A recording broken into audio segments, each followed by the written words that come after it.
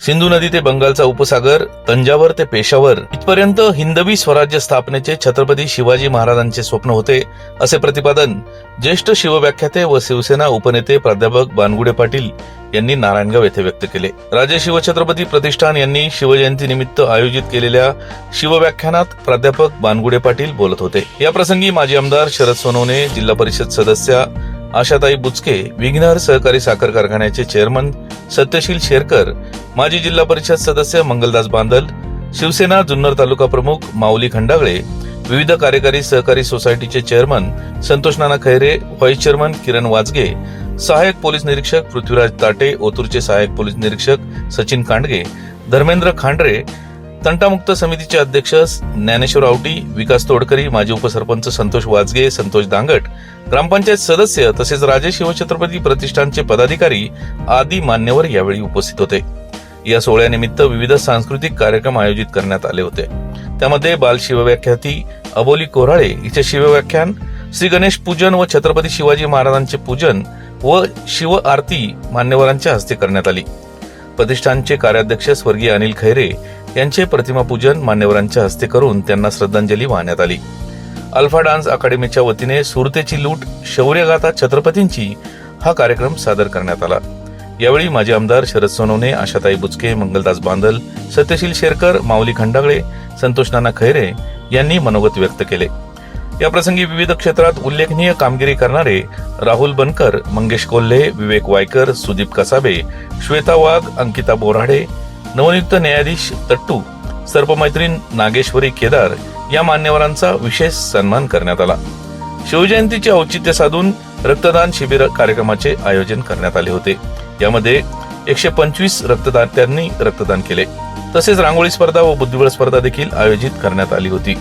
यावेळी यशस्वी स्पर्धकांचा सन्मान करण्यात आला. कार्यक्रमाचे प्रास्ताविक सरपंच योगेश पाटे, सूत्रसंचालन प्राध्यापक मेहबूब काझी, तनुजा पोखरकर, हेमंत कोल्हे यांनी केले, तर आभार डॉक्टर शुभदा वावळ यांनी मानले. याच बातमीची काही दृश्य पाठवली आहेत आपला आवाज न्यूज नेटवर्कचे कार्यकारी संपादक किरण वाजगे यांनी. पाहुयात. भीती हा शब्द महाराजांच्या कोशातनं मासाहेबांनी केव्हाच काढून टाकला होता. यश आणि आपण यांच्यामध्ये फक्त भीती उभा असते. ही भीतीची भिंत ढासळली की मग यश समोर येते. आमची अडचण काय माहितीये? आम्ही आमच्या पोरांना यांना शहाजीराजांनी घडवावं, बेंगलोरातच त्यांनी राहावं आणि त्यांनी कर्नाटक प्रांत उभा करावा, घडवावा. तर धाकटे शिवबाराचे मासाहेब जिजाऊंच्या सोबत त्यांनी पुण्यास यावं आणि महाराष्ट्रात स्वराज्य उभा करावं आणि भविष्यात महाराष्ट्र आणि कर्नाटक असं विशाल साम्राज्य खडं करावं. 12 वर्षाच्या शिवबाराजाला घेऊन मासाहेब जिजाऊ पुण्याकडे जाणार. मासाहेब निघाले, पण या आपल्या 12 वर्षाच्या पुत्राला एका पित्यानं द्यावं काय? काय द्यावं त्यावेळी? आमचा मुलगा जर सहलीला निघाला, आम्ही काय सांगतो त्याला?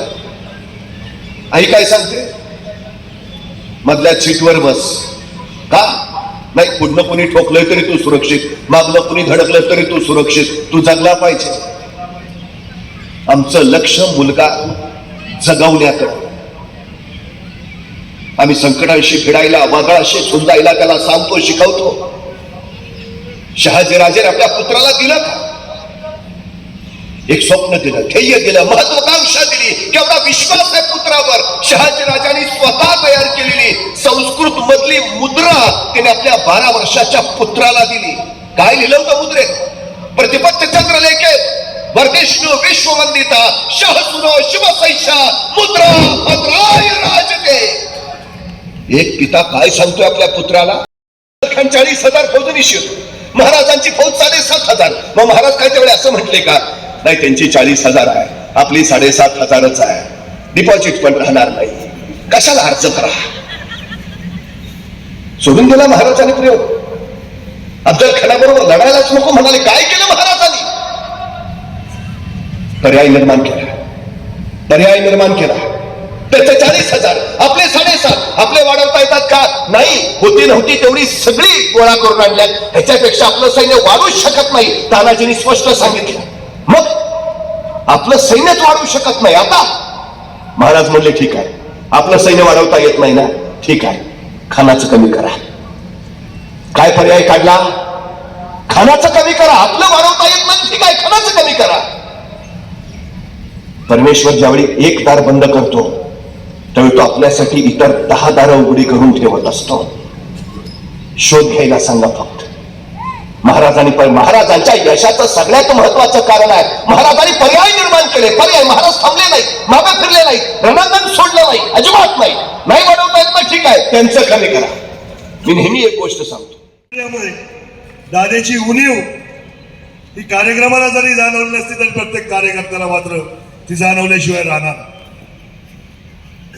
सातत्याने होत असणारा हा कार्यक्रम आणि आपल्या सगळ्या मान्यवरांच्या साक्षीने होत असलेला हा उपक्रम याही पुढे याही सातत्याने जोपर्यंत श्वासात तरी हे व्यक्तिमत्व कोणत्याही स्वरूपाचं कधीच उणीव त्या दादाने आपल्याला जाणून दिली नाही.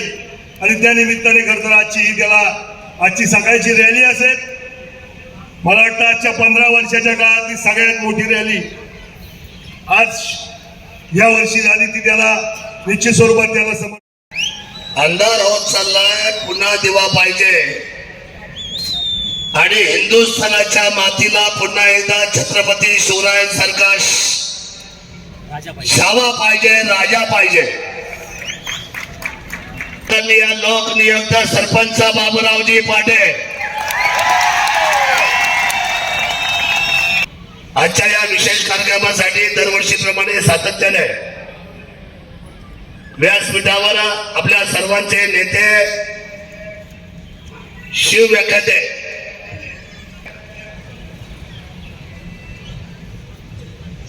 भाजपचे नेते आदरणीय खांद्रे साहेब आलेले आहेत. सन्मान खूप चांगलं काम केल्यामुळे त्यांना मधल्या काळामध्ये आपल्यातून लाभ ठेवण्यात आलं, कारण त्यांनी मदतच एवढी मोठी केली राष्ट्रवादीला आणि ती मदत केला तर त्याची परतफेड झाली. मी नेहमी त्यांना सांगतो त्यांच्या नादी लागू नका. आता काय करणार, आता स्वभावाला काय औषध आहे का माणसाच्या. आपल्याला भेटलाय संतोष दादा वाजपेयीची साथ आहे आणि बाबूरावांच्या बरोबर आमचे साहेब असतील, संतोष धागड असतील, असे आमचा भागेश्वर असेल, आमचे बिन्नी आवटी साहेब असतील, असे कितीकांची नावं घ्यावी. सगळ्या तरुण मंडळींनी आपला जीव वळून टाकलाय बाबूराववर. कारण का बाबूराव आयुष्यामध्ये सत्यावर जरी बसला तरी बाबूराव कधी बदलला नाही, हे आमच्यासाठी महत्वाचं आहे. त्यांचा वाढदिवस असो, लग्न असो, दादा आवर्जून सगळ्यांच्या पुढे असायचा, बरोबर असायचा आणि आज त्याची उणीव आपल्या सगळ्यांना या ठिकाणी भासत आहे. खरं तर आमदारांनी या ठिकाणी सांगितलं, गेले 5 वर्ष ग्रामपंचायतीमध्ये सातत्याने ते काम करत असताना गेले 10-15 वर्षापासून माझे जो करण्यात तयार होतो हे खरं तर आमदारांचं पाहिल्यानंतर या ठिकाणी आपल्याला सगळ्यांना दिसून येतं. गेले 5 वर्षामध्ये या नारायणगावच्या परिसरातला कायापालट करण्याचं काम त्यांनी या निमित्ताने या ठिकाणी केलं. आणि मला असं वाटतं का या सगळ्या कार्यकर्त्यांची आता बाबूबाई इच्छा आहे का नारायणगावच्या पलीकडे जाऊन आपण काहीतरी काम केलं पाहिजे आणि ती करा.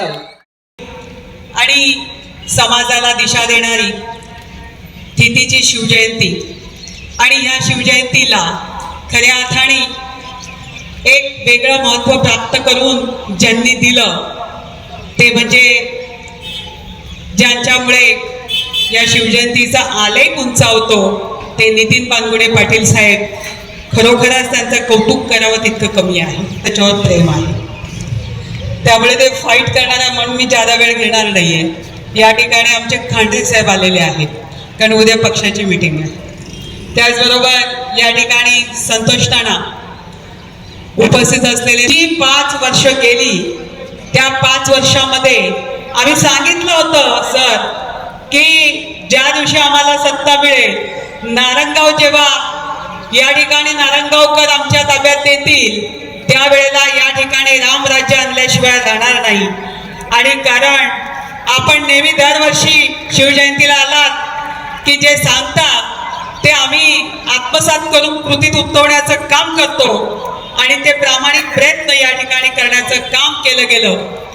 या ठिकाणी संतोष नानासारख्याने कधी ग्रामपंचायतीला पुन्हा जिल्हा परिषद दाखवली नाही, त्यांना कधी बाहेर पडू दिलं नाही आणि इथे ग्रामपंचायतीमध्ये काही आशाताईंनी कमी पडू दिला नाही आणि या नारायणगाव नगरीचं सोनं करण्याचं काम केलं. निश्चित, कारण हा कार्यक्रम चालू व्हायला सुरुवात झाल्यानंतर ज्याचा सातत्याने मला फोन यायचा तो यावर्षी कधी आला नाही.